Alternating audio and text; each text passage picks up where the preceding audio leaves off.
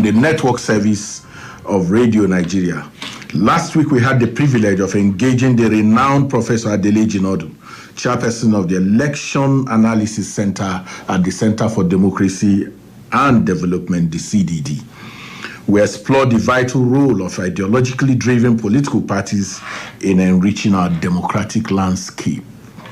This week, we're turning our attention to an equally critical topic: strengthening electoral security through peace accords.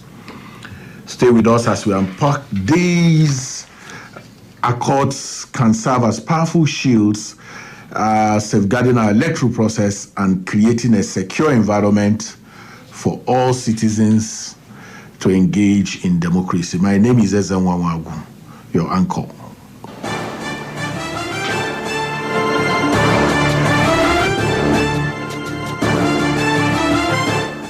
Electoral Reform Hour is a program aimed to foster inclusive dialogue among citizens from varied backgrounds concerning electoral reform and constitutional amendments.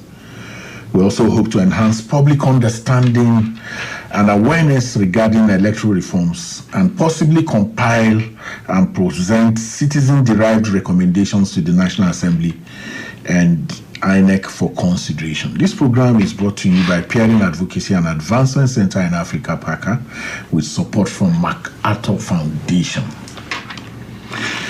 In Nigeria, peace accords are instrumental in securing safe and credible elections. By fostering commitments to non-violence and lawful conduct, these accords encourage candidates, political parties, and their supporters to prioritize peace over conflict during elections.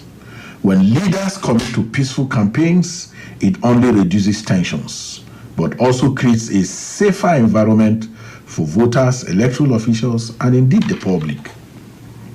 These accords often involve commitments to avoid inflammatory language, hate speech, and other actions that could incite violence, setting a tone of accountability and respect for democratic processes.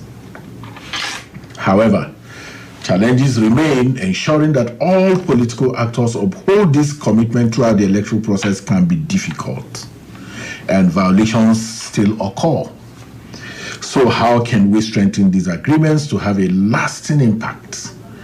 And what roles can citizens, communities, and organizations play in supporting peaceful, secure elections?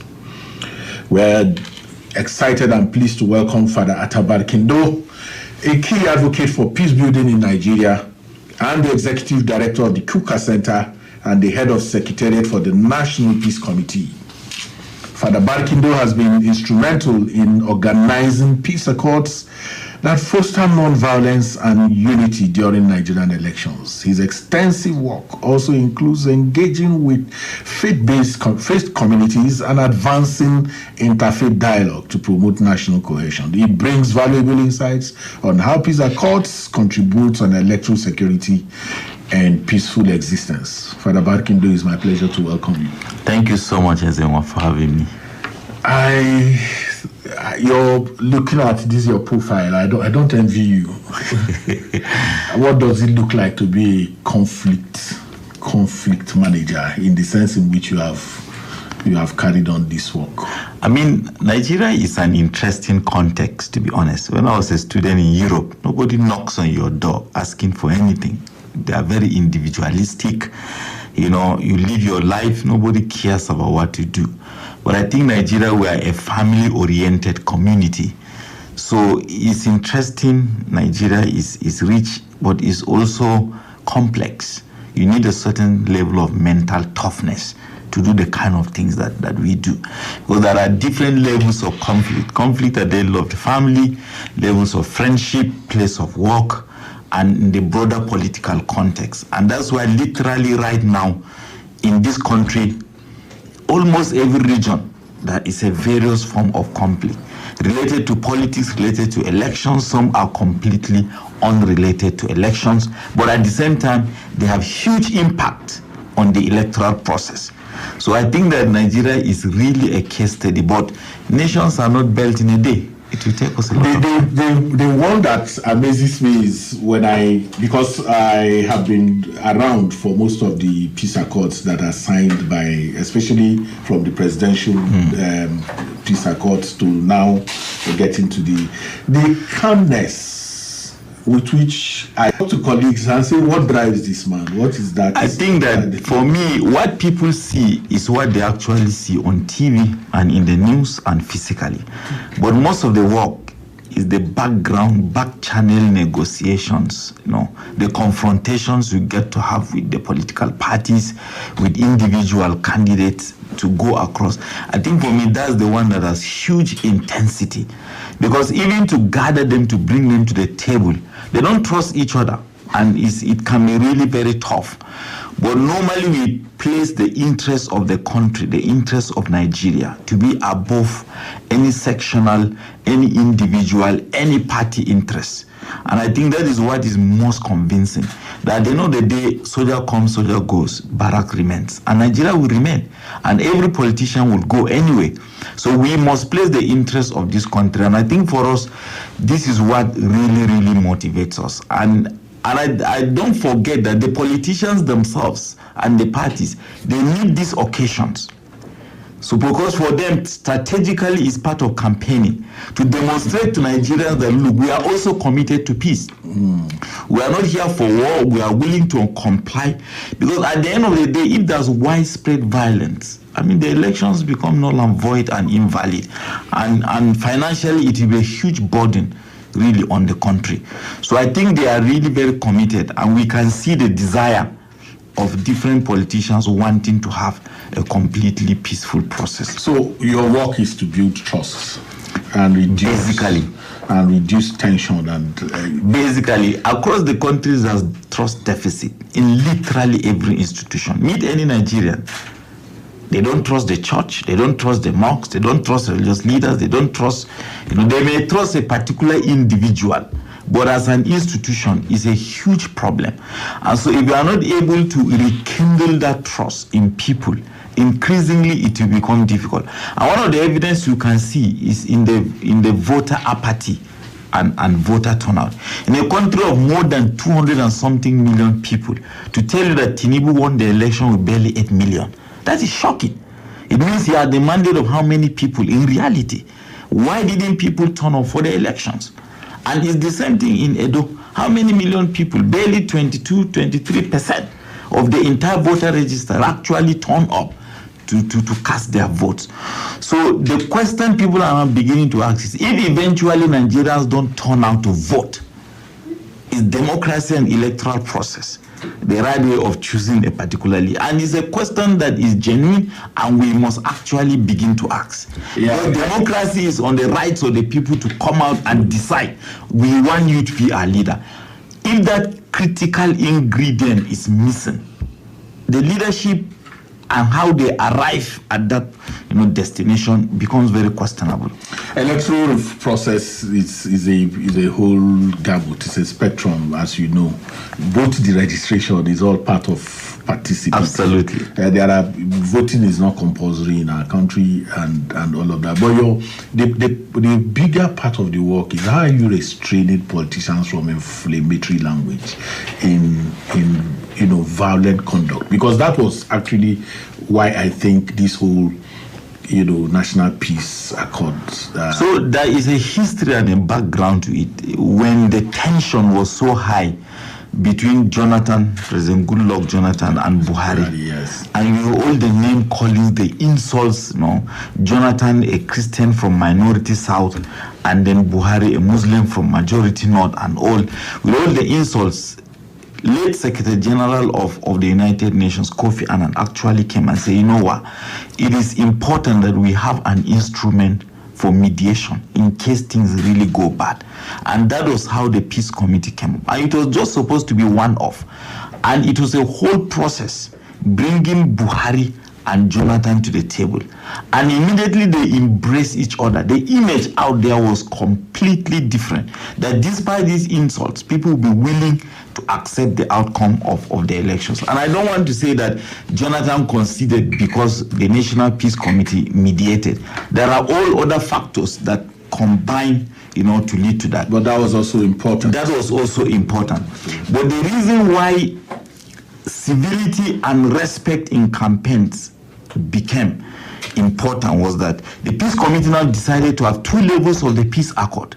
The first one is to insist that let there not be hate speech, let there be civility and respect between the political parties and the presidential candidates or governorship candidate.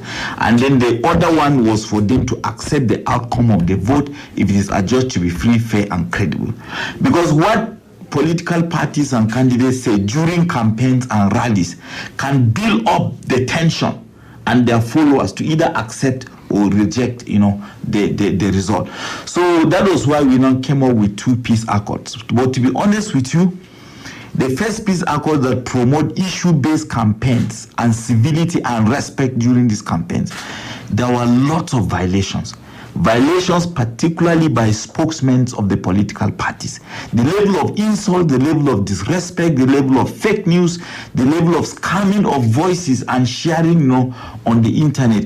In 2023, when we signed the first peace accord and we observed all that happened, we had to bring the presidential candidates and their party members together at the Hilton and show them, you signed these accords, but look at the violations.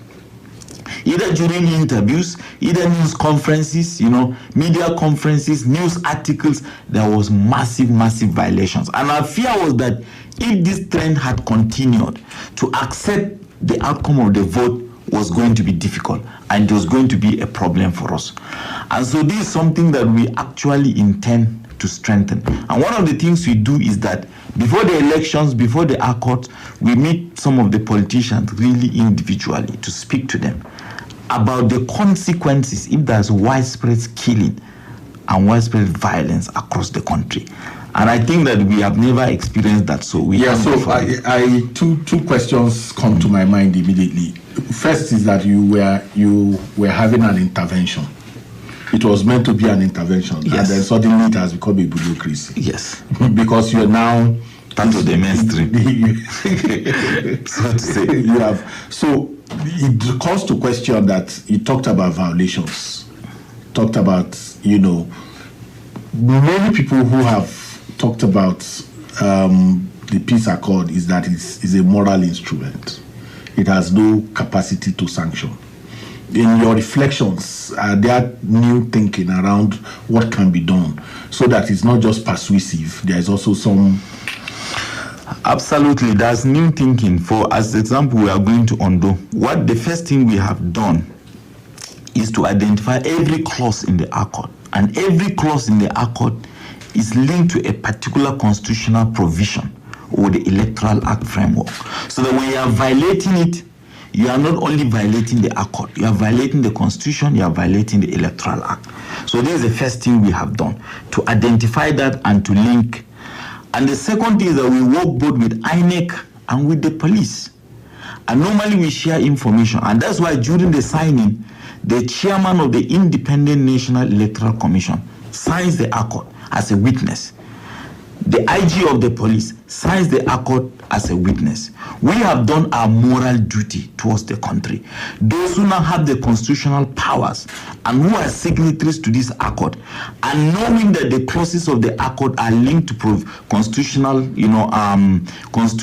provisions and clauses in the Electoral Act, they can now take it up from there. And one of the things we are also doing in terms of electoral... Father, have they taken up any? You've done in my calculation, you've done about 6 accords or more. Yes, they will tell you they have taken up. They have arrested people who have violated these accords before, during, and after the elections. Part of our job is not to investigate them. They are constitutionally empowered. And I think it's now left for citizens to hold their feet to fire, to hold them to account. Because for the Peace Committee, if we extend that, that's completely beyond our mandate. And we must try to remain objective and neutral and win the trust of the parties involved. The reason is that if serious problems occur down the line, we have the accord as an instrument for mediation. And that's why a lot of times people prefer to go to traditional rulers. They may not bribe anybody, but traditional ruler will be able to settle your issue faster than the police or the court could be able to do. So there are instruments for alternative dispute resolution, and we want to remain on that side, and that's the very purpose for which we are founded. If we extend and do other things, I think that's completely beyond our mandate, and we are intentionally constituting ourselves, without any constitutional backing. What improvements do you think is possible? Because when you do something over and over, you begin to think in terms of, because all of us are concerned, we're supportive of this, we're excited about what is possible with it in terms of how to rein in politicians. But are there things that are being put in place that were not in the first or the second? Yes, absolutely. For now, we have made the recommendations. For example, just like in the US, they are calling for debate between presidential candidates to become part of the law. In this country, debating before elections is not part of the law. So can the accord be part of the Electoral Act? So that if you don't attend and commit to peace, if anything happens, you can be held accountable. For example, I think, was it in Oshun, when they went for judicial litigation, they even requested for the accord to be given to them, so that it becomes an evidence in the court of law that the other party didn't commit to peace, and that's why you had this violence and all that. So I think that there's a lot that can be done. And secondly, the Peace Committee itself must improve its engagement, structured engagement with the government, and insist that there should be some bit of compliance. Thirdly, there are others that are even calling for a kind of peace architecture for the country, as a government agency. And that's the reason why the Peace Committee didn't want to go down that route. Because I remember Buhari even offered them an office, and if they can be. But the problem is that when you begin to take government budget, your chairman is appointed by the government, as happened in Ghana with their Peace Council. You can become compromised. Citizens will not trust you, invite them, they won't turn up. And we have seen that, for example, with the Kaduna State Peace Commission and the Plateau State Peace Building Agencies, which were established by their own state assemblies. When we go to Kaduna to call for, some parties will not turn up because they tell you that these people were established by a particular government that was in power at that time, and therefore they are just a mouthpiece of the government, and they are not going to be able to talk to it.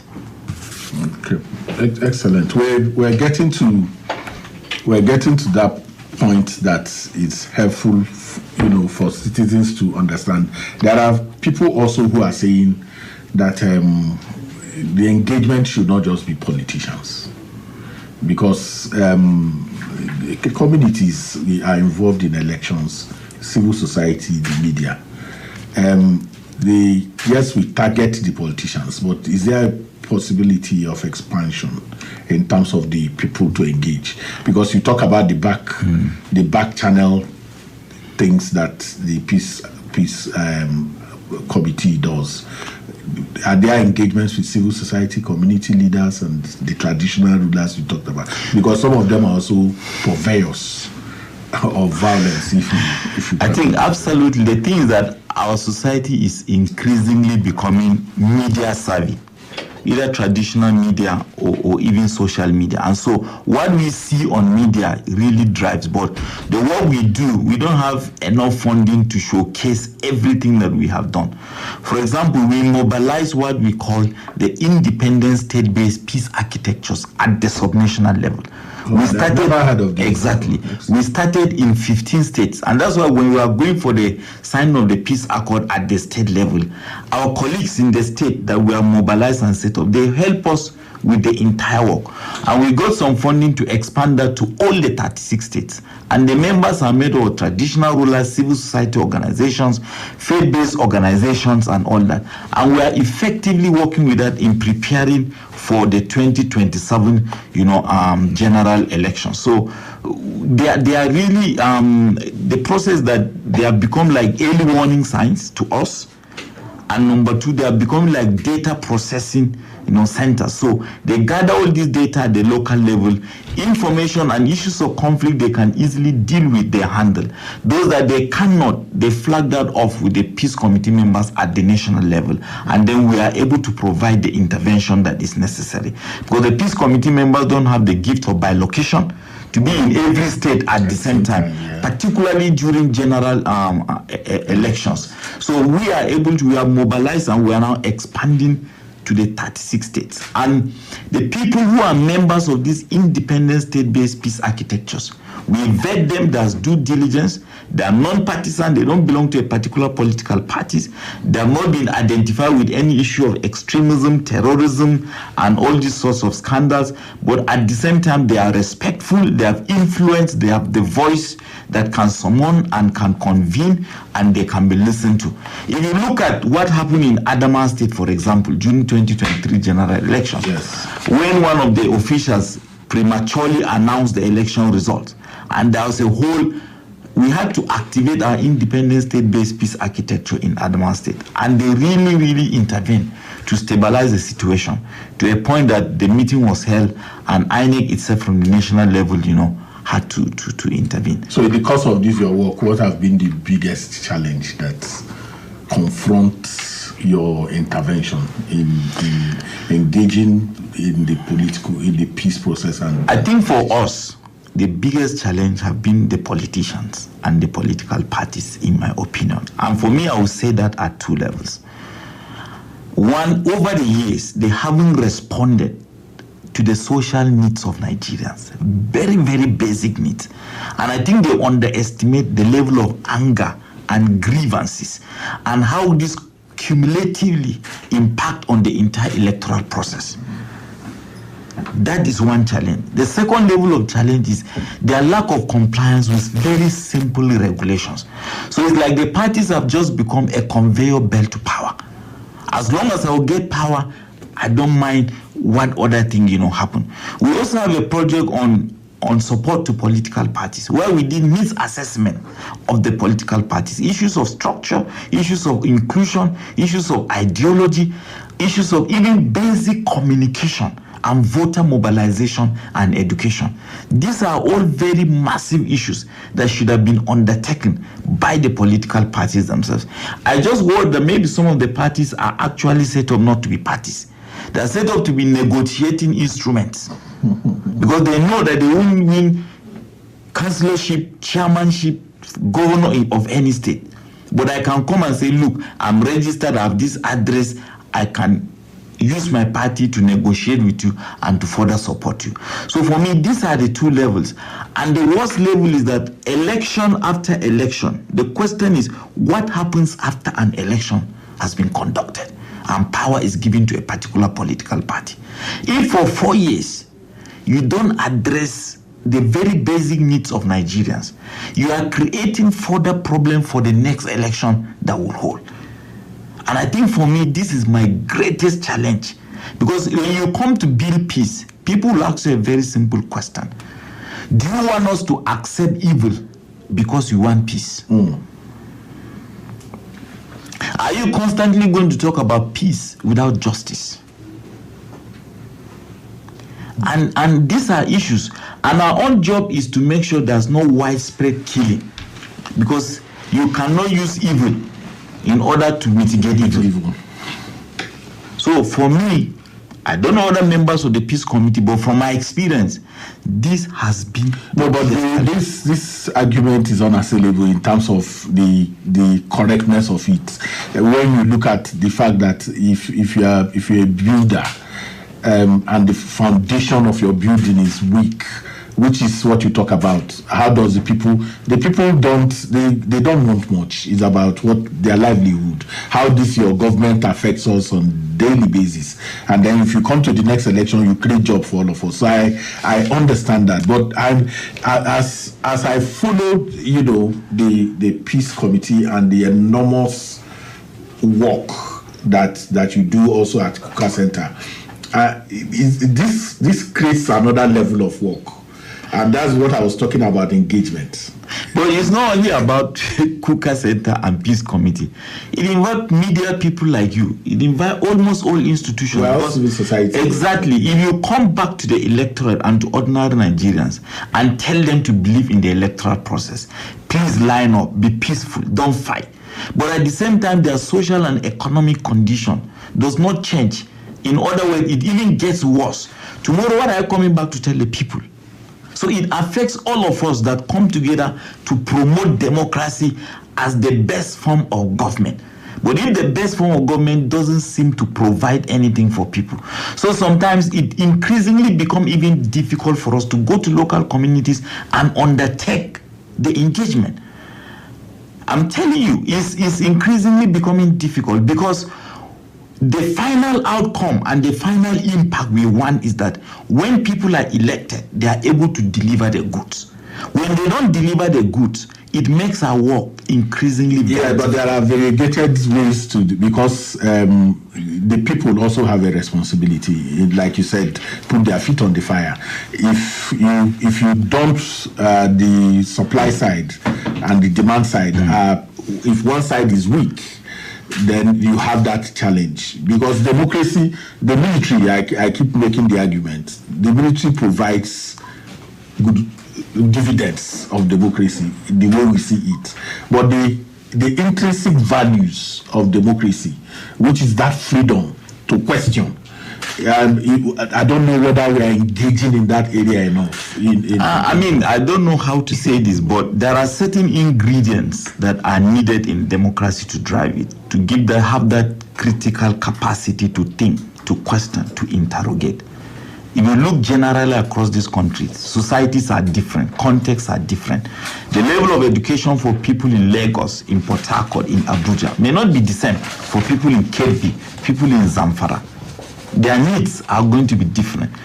So if you have a country that is over 50 to 60% illiterate, do you think you can run a democracy without sufficient education? Formal education, informal education. I think for me, this is the biggest challenge.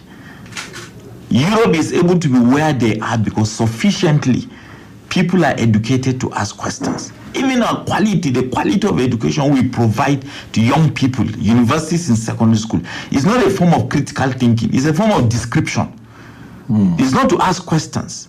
It's just to cram and regurgitate and do all this kind of things. Pass. Exactly. And so the question therefore is the kind of democracy we want, the kind of electoral process we want. Do people have the sufficient ingredients for democracy? It is still the Electoral Reform Hour, and you can be part of this live program by sharing your comments via the social media platform on X at paaka.ng, PAACA.ng,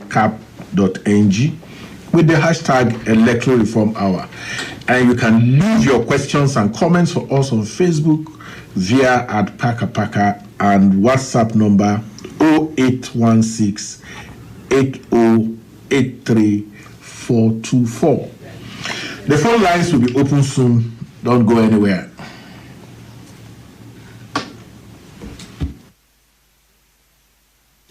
On Nigeria's democratic journey. Are you ready for change? Join the Peering Advocacy and Advancement Center in Africa, PACA, for the Electoral Reform Hour. This program amplifies electoral reform campaigns and provides citizens with opportunity to make meaningful contributions that will strengthen our electoral process. I think what we should do and what we've been advocating for is to find a way to harmonize all the biometrics we've been doing in the country so that we have one. If you have your NIMSI card, for instance, you should be able to carry all the data, social security, like it's done everywhere. So when you vote, everything about it is there. My position is that the result substantive the election ends at the polling unit. Once the presiding officer, in the presence of polling agents, in the presence of security men, in the presence of all other stakeholders, including some of the people that voted, counted the scores of candidates and parties openly, entered the results into Form EC8A,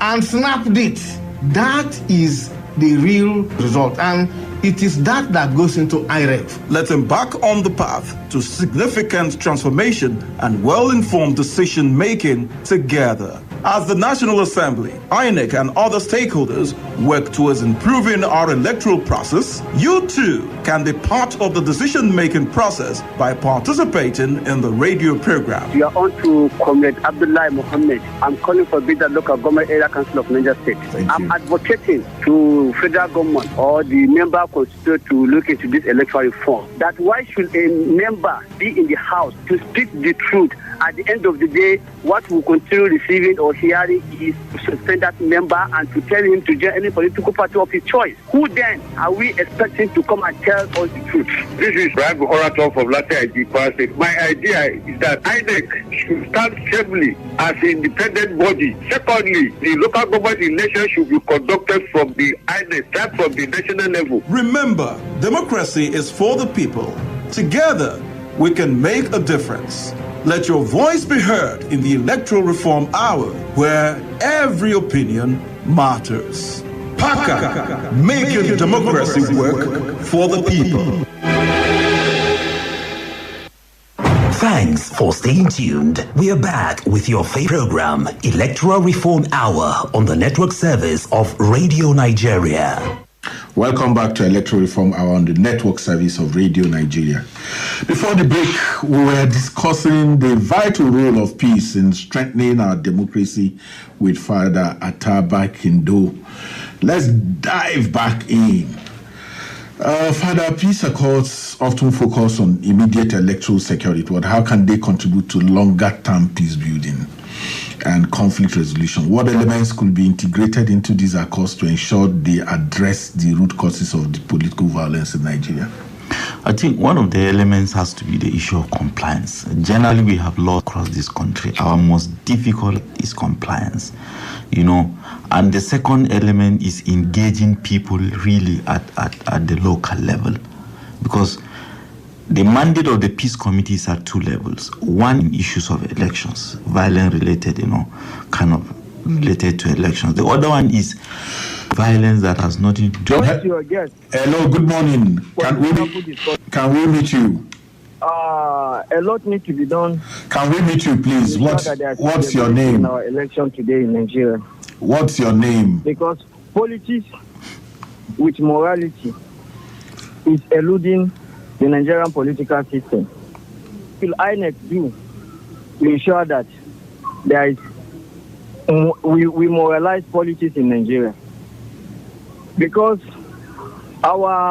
we look at our budget implementation, we're having trillions of naira. But when you go down to the grassroots, it is not reflecting in our economy. We see today increase in insecurity. Food is becoming unaffordable. Transportation, in fact, social amenities, citizens are not benefiting from it. And all has to do with lack of morality in our politics. I hope INEC will see what they can do to ensure that situation, so that it will bring credibility and confidence in Nigerians in electing their leaders. Thank you very much. Thank you. Who are we talking to?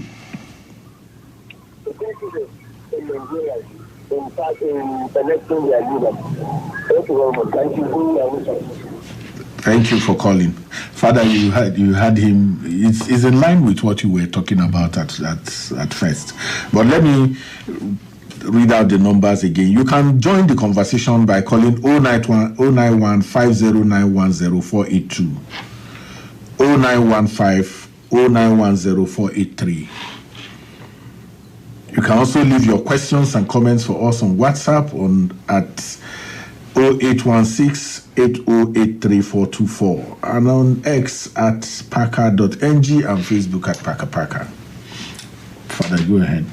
So, as I was saying, the mandate is at two levels. One is to directly intervene violence related to election. The other is that there are forms of conflicts ongoing in this country which will impact hugely on voting and electoral process. So, for example, in the Northwest, in the Northeast, it may be emirship tussle, it may be. And all these issues, the Peace Committee has tried to intervene even before they impact, on the general election. So I think for us, peace has to be an entire collective process of all Nigerians, and we must engage the local people at the local level. The third element is having early warning signs, and that's why we set up the independent state-based peace architectures in every state.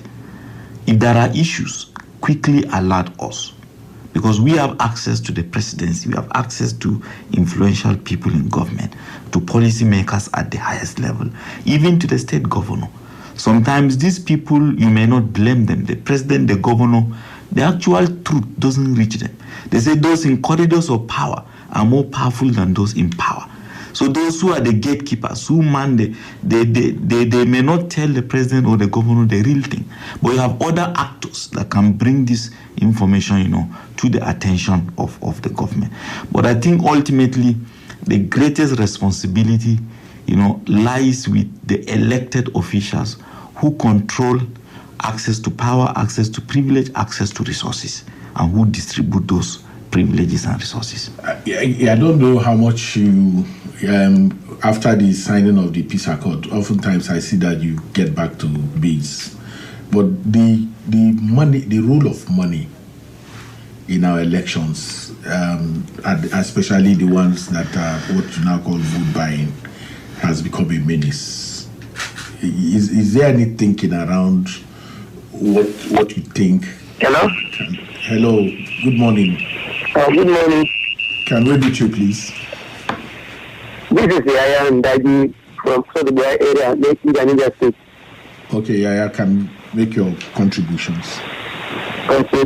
I want to say that for us to have a good electoral system, there should be yearly budgetary allocation, not on the phone basis when the election is near. And the timing of the phone due for INEC, not because normally executives use, especially the presidency, use the phone release as an excuse, and the way of calling the INEC into their bid. There should also be more permanent staff than the adult staff, and the adult staff recruitment process should be genuine. Also, finally, a politician should have self-conviction, because they should subdue their personal interests under the national interest. Because if the politicians are not ready to subdue their interests, then whatever we are doing at our reform information process will be in vain. Thank you very much. Thank you, Ndagi, for your contributions. Father, do you want to intervene? Do you think? Yeah, he's right. I mean, the problem is not allocating the budgets and all that. The problem is that at the end of the day, it's human beings that manage this process. You must have people that have the value system.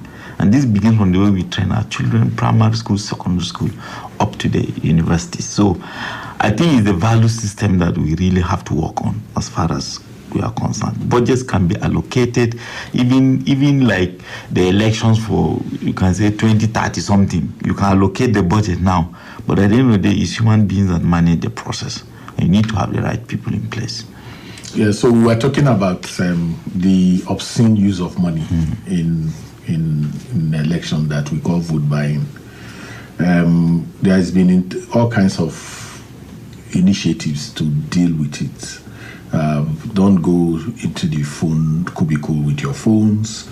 The EFCC has been thrown in and all of that. But the menace continues to be a staggering challenge for our elections. I think, in my opinion, you are only addressing the symptoms. These are very serious structural issues. A woman who has not seen money, 5,000 the whole year. Hello? The temptation to sell the vote is very high. Hello, good morning. Can we meet you? You are on to Electoral Reform Hour. Good morning. Hello? Good morning. We're hearing you. Can you make your contributions? Good morning.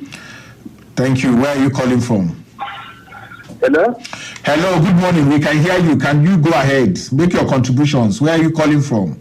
I'm Mohammed Usman from Bida. Okay, Mohammed. Thank you for calling in. Hello, I'm Mohammed Usman from Jeddah. Thank you. I can hear you. Go ahead. Mohammed, I can hear you. Go ahead. You are talking about the electoral process. Yes. Yes, sir. My problem and my concern is about delegate system. Because you discovered that the representatives do not have that money to buy the delegates. And that's why we always have politicians that will go there and just go for themselves. Thank you. So if something is done about that delegate system, I think it will be better. I wish Nigeria well. Thank you. People just come from where it affects them. So I think that the point you're making about the influence of money. For example, you want to be president, they say 100 million naira. Who can afford that? So vote buying and vote selling is simply a symptom of really a greater issue. There's a lot of dispossession, economic dispossession in this country. And the temptation not to sell your vote, particularly for a government you don't trust. You have no idea what they are going to get back in return, even when you vote. And those who are really eager to vote, maybe either because if I vote this man, my cousin will get a job, we are going to be part of the system. But for really ordinary people, the temptation is really very high. But these are just the symptoms. From the formation of the political party itself, from my needs assessment, we discover that it's individuals that form these parties. They put in their money, they get the party office, they get the structure, they pay the people. And this is like a form of investment. And they will need to get those investment back in return. So I think that we need to have a comprehensive analysis of the entire process. The selling and buying of vote is just the end game. Yes, but it's a crime. It is a crime. So will these excuses suffice for the committee? It's not going to suffice. But if you want to resolve it, you really want to resolve it and you want to stop it, are you just going to arrest people who sell and buy votes as a symptom and not address the real causes? Father, you and a lot of your colleagues in the Peace Committee are widely traveled. Are there international instruments that you have seen that, or what, I don't like to use that, what they call international best practice, if whatever that means, that you have seen in other places that can be helpful in strengthening what we have as peace? Yes, I think for me, I've seen like three. If you look at what's happening in the US, even with early votings, there are pictures and videos of incidences of burning of ballot boxes and all that out of people's anger. But some of the instruments is more about compliance and accountability. Number one, we really need to strengthen that and enforce that you cannot do these things and just go free. That's one aspect. The other aspect is really educating people, either on the electoral process. Because somebody may go and sell this vote, they may not even know that it's a crime in the Electoral Act. For them, they are looking for the immediate benefit at that moment. And the other aspect, therefore, is massive education across this country. I come from northern Nigeria, and I don't want my northern brothers to be offended. But I don't know how democracy in northern Nigeria particularly will survive with the level of illiteracy that we have. To a point that to talk about elections is difficult to even speak in English. You have to bring it down to either Chamba or Mumuye or Hausa languages to really explain to people. So more and more people have to be exposed to this entire process and to know what is right and what is wrong. I know that ignorance of the law is not an excuse. But when you have massive ingrained ignorance, how do you blame people, actually for that? So I think for me, these are some of the instruments: accountability, voter education, and formal education, really, generally. If I have Father Atta Barkindo in the studio, I will have to now get you out of the peace accords and go into the substantive conversations that are going on around electoral reforms. Number one is the conducting of election in a single day. I don't know if you've followed that conversation. A lot of people are saying, is it possible to have all elections in a single day? presidential, governor, state assembly, every election conducted in one day. Many have argued, there are different arguments. I don't want to get into your mind, but we have versed some of those thoughts. What do you think around this, that conversation? For me, everything is possible. Everything is. Okay, hello, let's take you call. Where are you calling from? Hello. Good morning. Good morning. Where are you calling from, sir? You said? Where are you calling from, sir? Where are you calling from, sir? I'm calling, my name is Usman. Usman. I'm calling from Bida, local government in Niger State. Okay.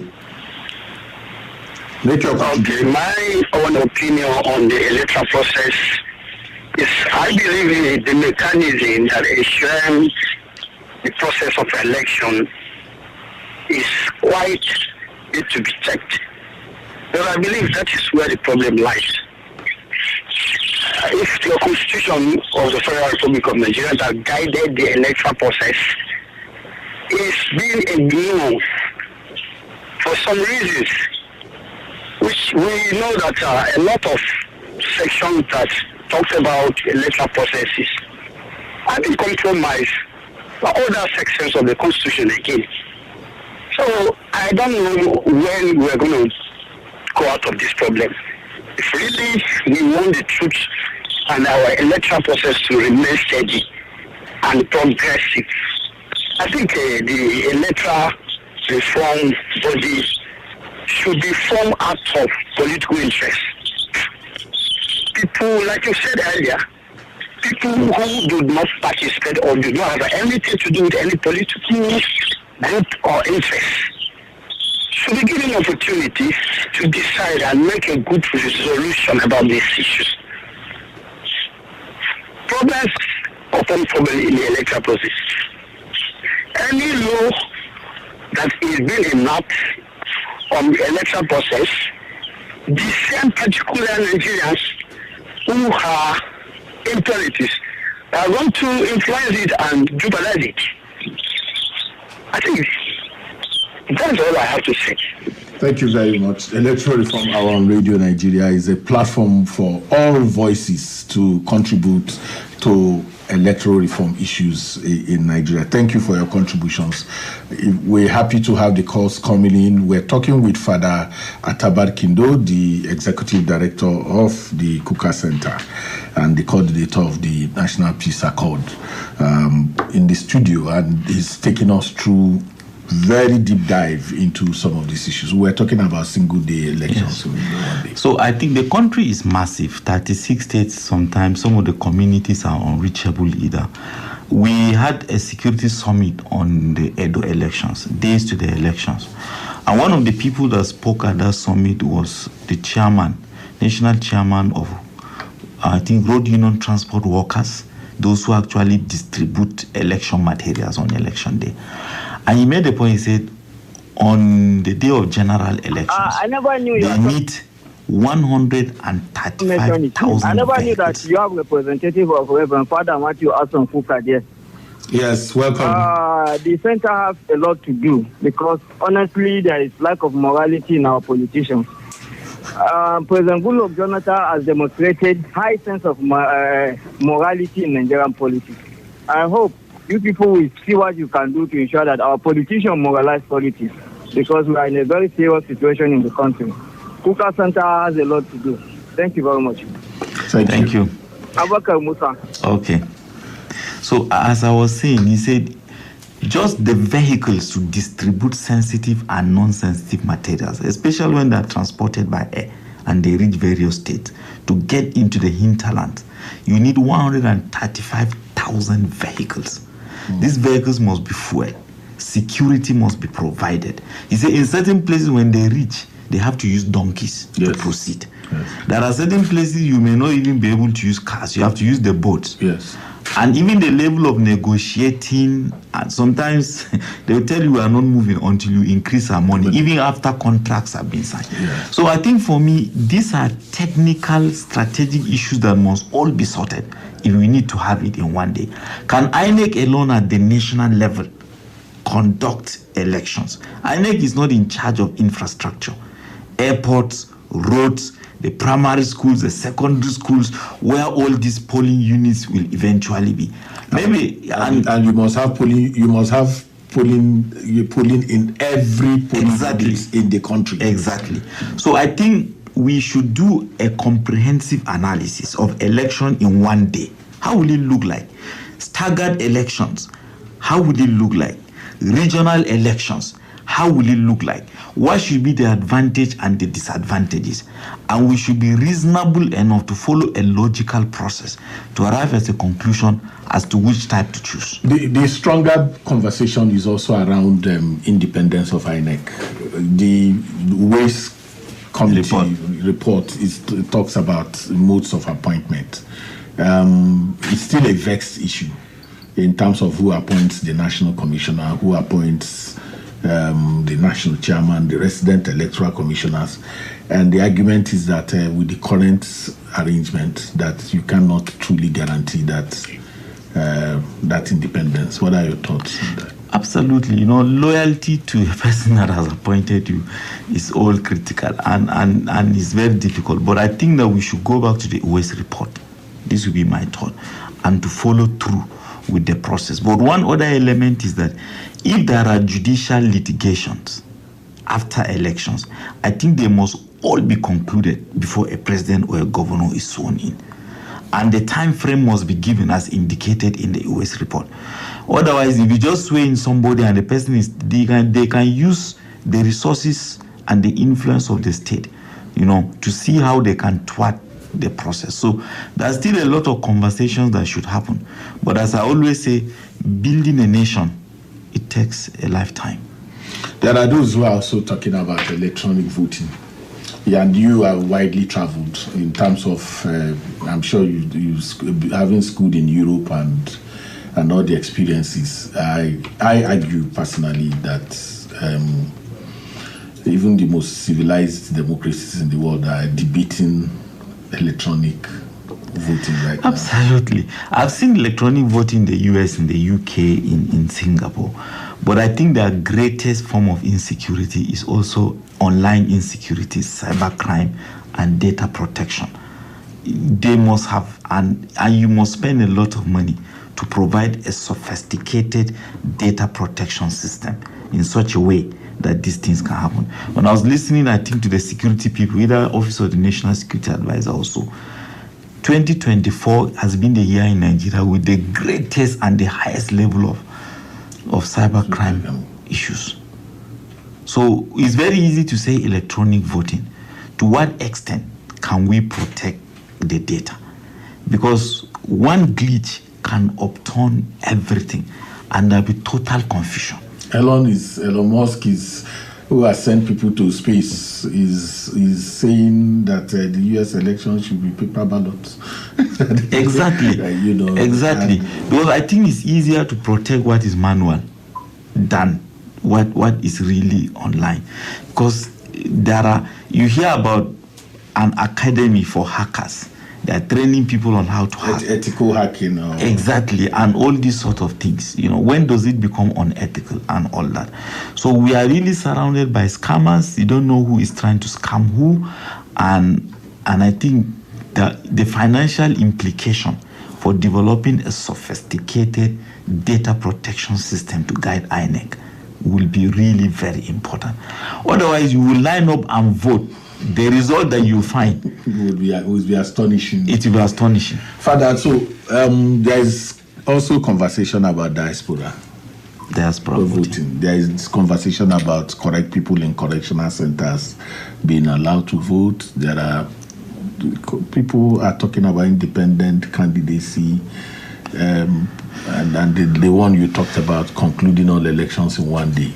But my worry is that our electoral reform process has become an industry, in the sense that every election cycle there's a reform, new amendments and all of that. Just as we go on the home stretch to closing this program, what are your thoughts around these triumvirate conversations? I think the problem is that when we create new laws and people don't comply, the next thing is let's reform the law. rather than insisting on compliance with the first law. So I think we have enough laws. Let us test and see that if we are the current electoral act, if people had complied completely to it, the problems that would have arisen would be very minimal.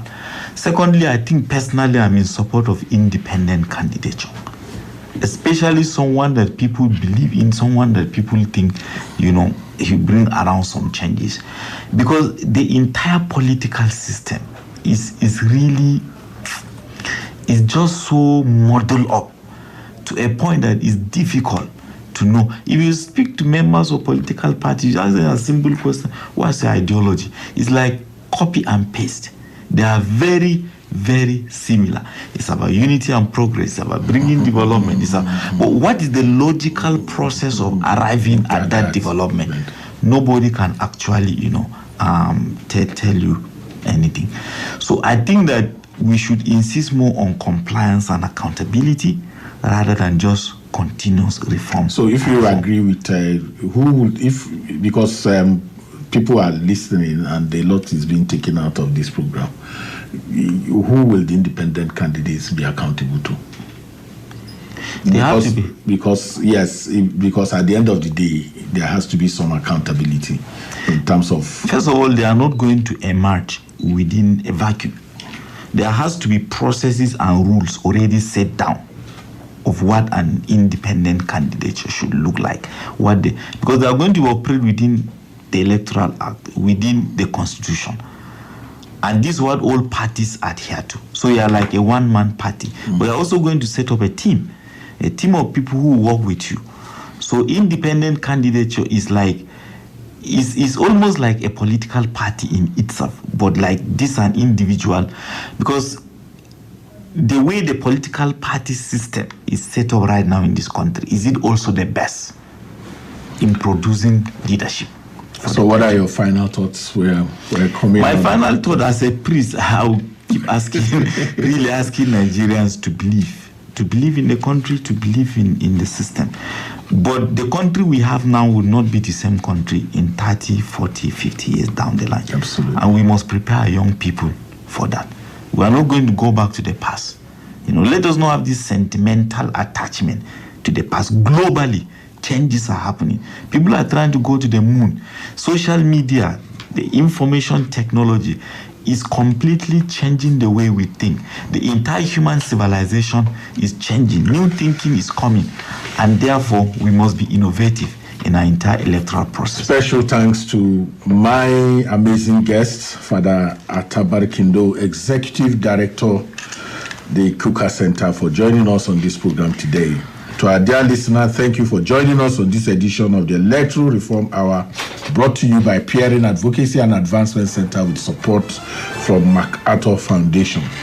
Our engineers today have been Adeyemi Solomon and Iyaki Joseph. The studio manager is Priska Opara and producer is Joy Ubi. Supervisor is Husseina Akila MNI, facilitating crew Abu Grace and Jeremiah Nkume. After this program, if you have any questions, you can reach out via text or WhatsApp on 0816-8083-424. We especially appreciate the contributions of our funders, MacArthur Foundation.